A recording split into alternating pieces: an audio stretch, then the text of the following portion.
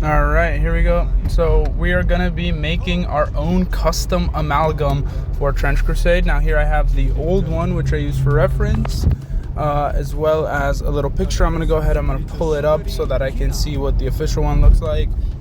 Do a little rough sketches of what I want. Now I know I want mine to have a big shoulder artillery gun, which I'll incorporate somehow.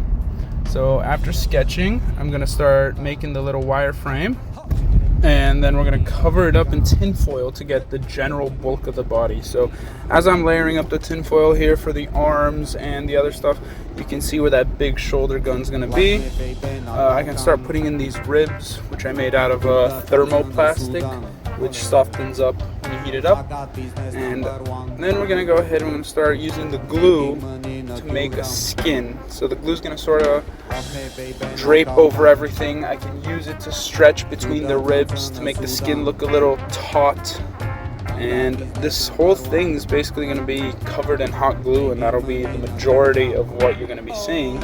So let's get to it. There you go, cover it up. And while I'm doing the hot glue, you can see I put some of the weapons on there, some of the heads, because I want them incorporated. You know, the amalgam, it's sucking everything up around it. It's sort of eating it. And there's a little guy I put in there. This guy's fighting, trying to crawl out of the sludge, but unfortunately too late. So here we go.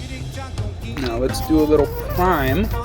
And in a little bit, after we prime it and zenithal highlight, we're going to go ahead and we're going to do some base coat, and I'll probably leave it at that.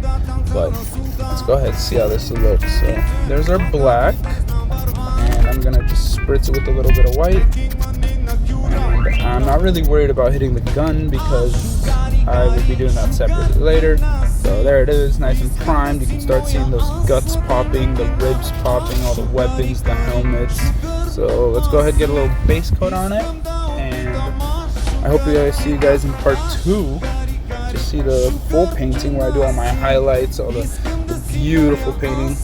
So get that layered up there, do some ribs, some of the inner blood. And if you like my style, you know, the way I make these, feel free to check out some of my other custom sculpts that I made for this. So there it is with the little base coat, not everything covered up, but that's what it's going to look like. Let's do a little bit more. But yeah, feel free to check out some of my other videos where I do painting and sculpting. And if you could leave a like, a subscribe, share this video with somebody, it would mean the world. So yeah, here it is, and I'll see you guys in the next one.